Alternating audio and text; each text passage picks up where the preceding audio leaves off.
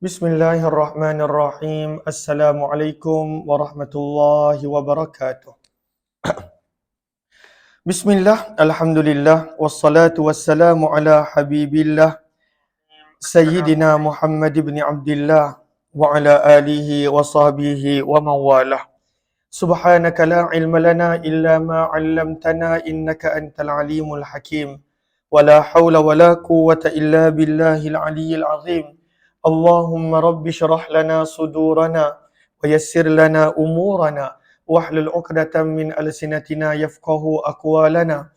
Allahumma faqqihna fid din wa 'allimna at-ta'wil birahmatika ya rabbal alamin. Walhamdulillahi rabbil alamin.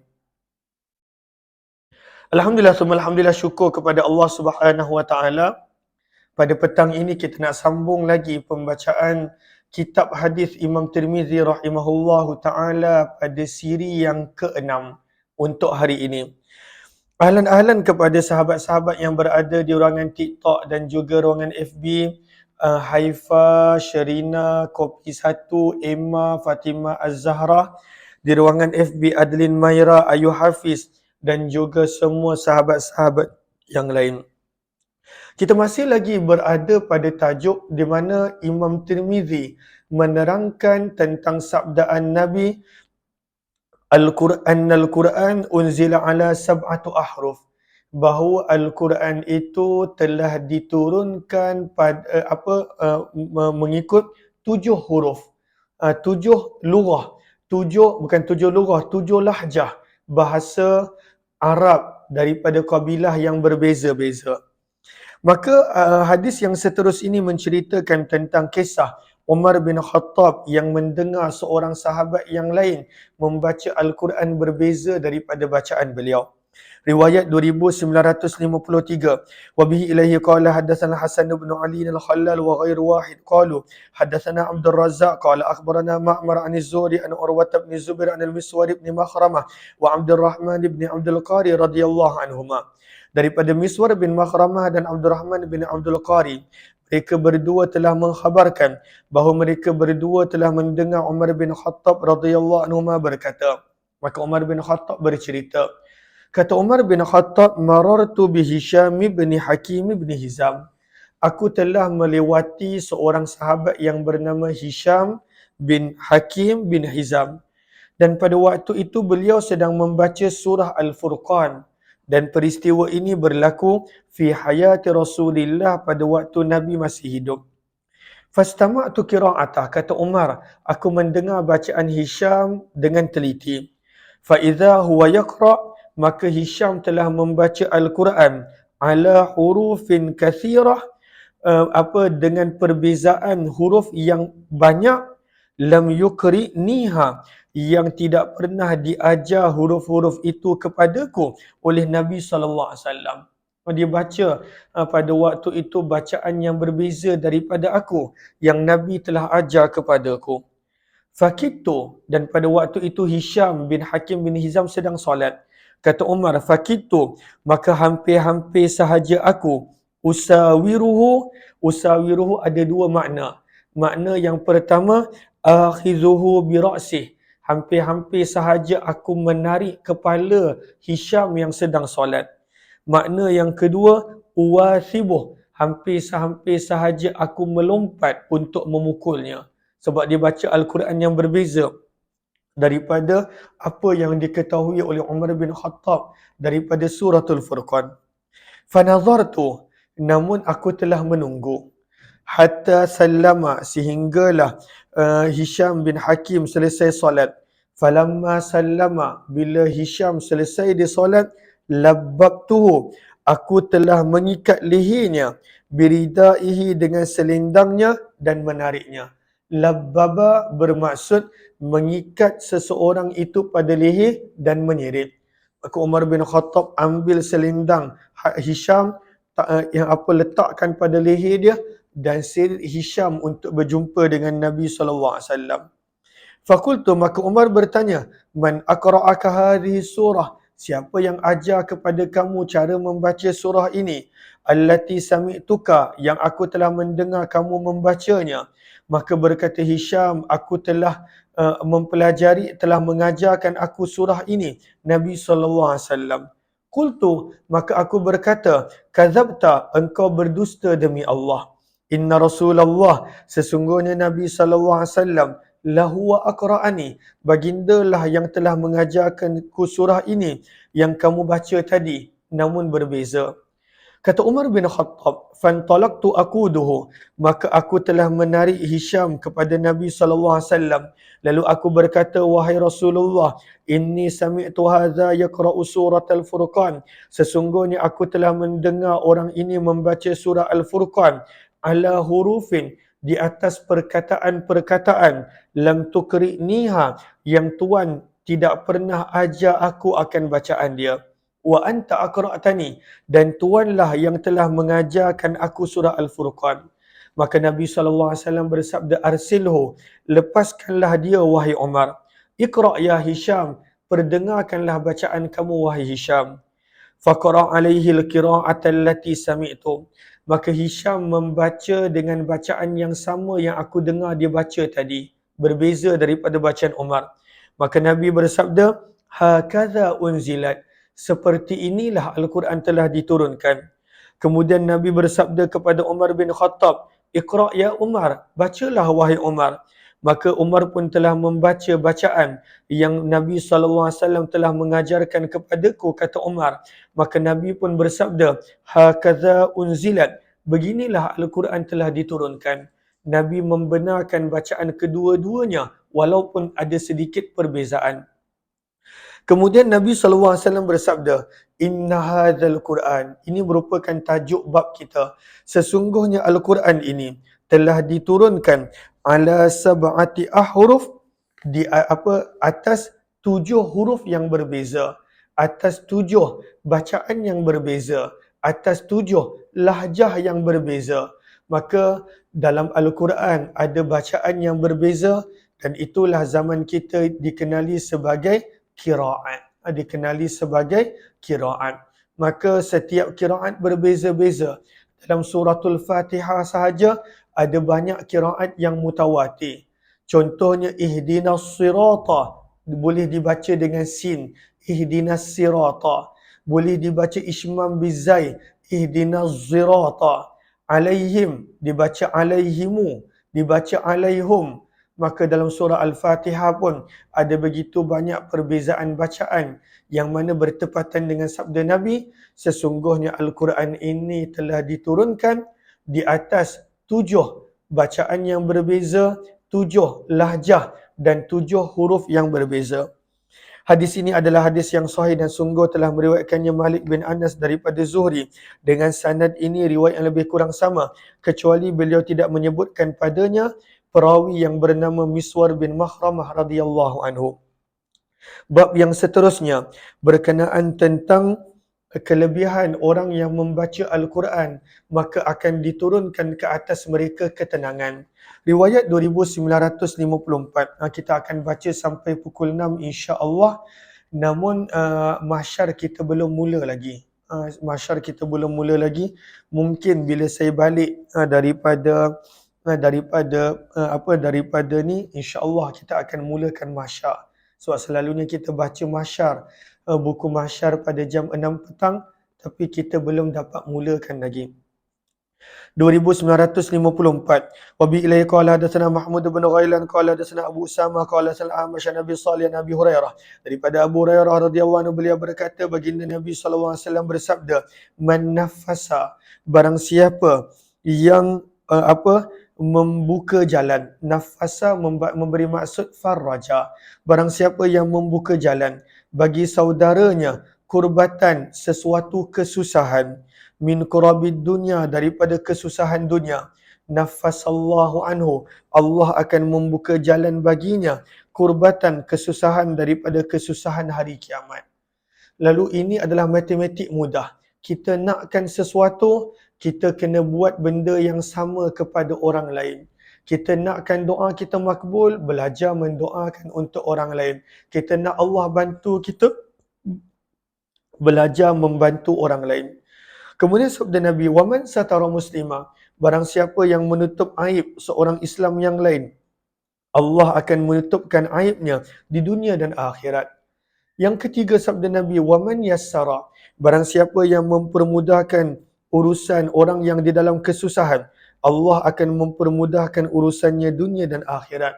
Maka sabda Nabi, "Wallahu fi aunil abdi," Allah berterusan membantu seorang hamba, maka nal abdu fi auni akhih, selagi mana hamba itu membantu saudaranya. Nakkan bantuan Allah, belajar bantu saudara kita yang lain, apa orang Islam yang lain, manusia yang lain. Kemudian sabda Nabi, "Wa man salaka tariqa," dan barang siapa yang menempuh satu jalan, yaltamisu fihi, dia mencari melalui jalan tersebut ilmu. Dia bersusah payah menempuh satu jalan mencari ilmu. Sahalallahu lahu, maka Allah akan mempermudahkan untuknya jalan ilal jannah, menuju ke syurga. Maka macam sahabat-sahabat bersusah payah mencari ilmu, maka itu akan menjadi sebab Allah mudahkan jalan kita ke syurga. Sabda Nabi lagi, dan ini berkenaan tentang tajuk bab kita, "Wa ma qa'ada qaumun," dan tidaklah duduk sekelompok manusia, "fi masjidin," pada mana-mana rumah Allah, "yatluna kitab Allah," membaca Al-Quran. Maka hadis ini meng-highlightkan kepentingan membaca Al-Quran di rumah Allah, berkelompok, berkumpulan, yang kita panggil tadarus pada bulan Ramadan dan sebagainya.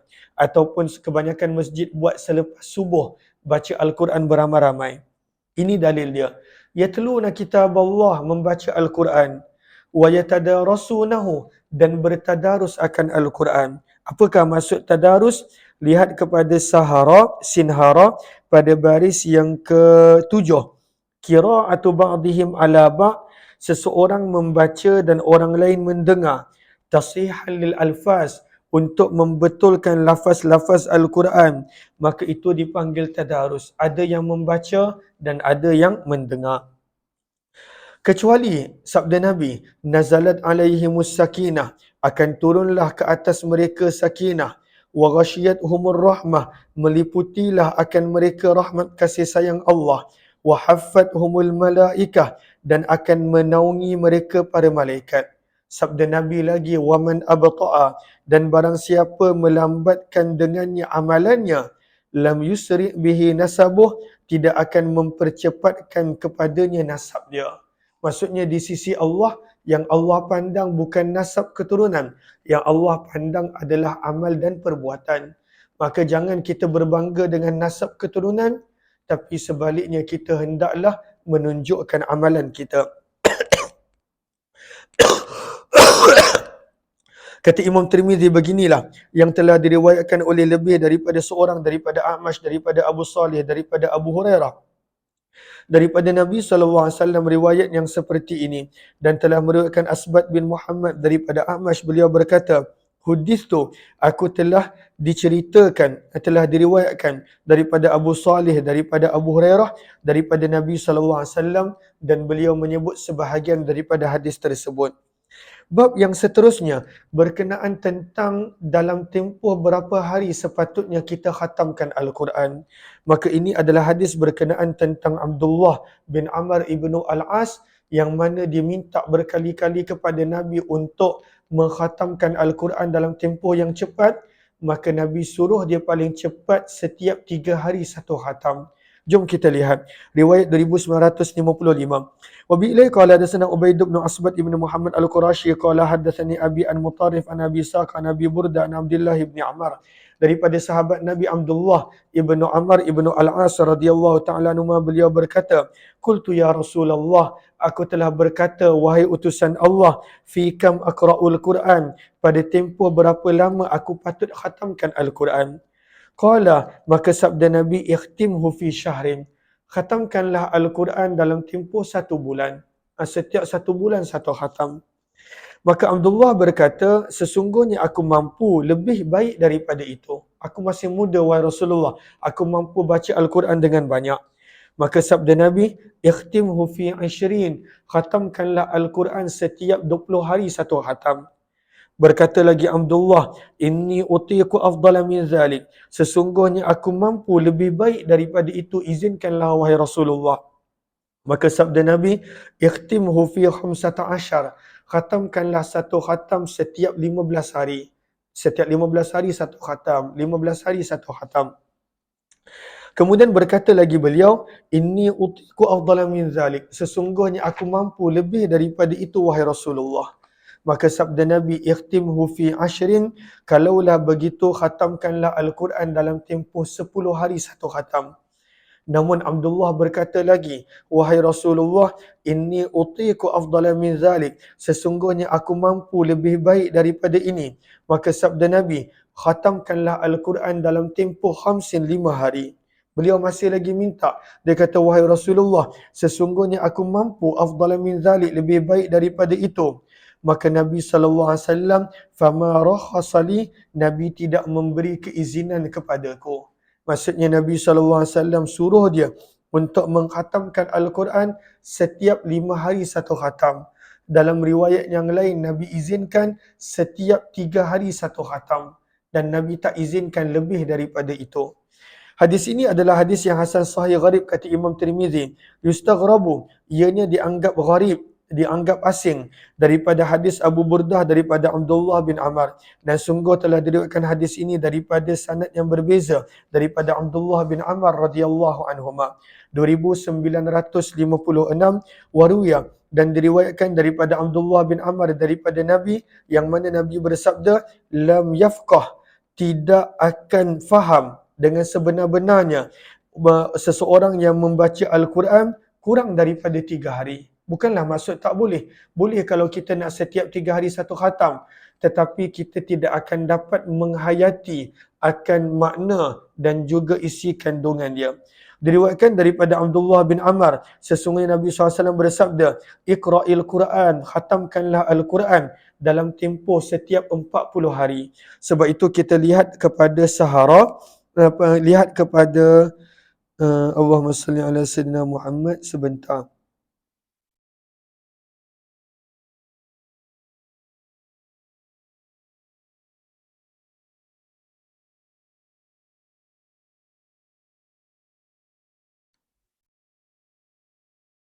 Okey. Maka Allahumma salli ala Sayyidina Muhammad, sabda Nabi, khatamkanlah Al-Quran dalam tempoh 40 hari. Maka daripada sini kita belajar sebaik-baiknya kita cubalah untuk mengkhatamkan Al-Quran setiap 40 hari satu khatam. Walaupun antara pandangan yang lebih daripada itu adalah pandangan Imam Abu Hanifah.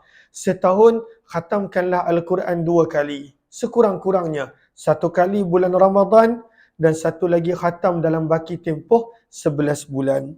Kemudian berkata Isa ibn Ibrahim, wala nuhibbu, dan kami tidak menyukai untuk seseorang yang mana berlalu kepadanya lebih daripada 40 hari dan dia tidak menghatamkan Al-Quran bihadzal hadis, dengan sebab hadis ini. Kata Ishaq ibn Ibrahim, setiap 40 hari cuba untuk khatamkan satu khatam. Berkata sebahagian ahli ilmu, la yuqra'ul Quran, janganlah dikhatamkan Al-Quran kurang daripada 3 hari berdasarkan hadis yang telah diriwayatkan daripada Nabi, dan sebahagian menyebut boleh untuk menghatamkan Al-Quran kurang daripada 3 hari.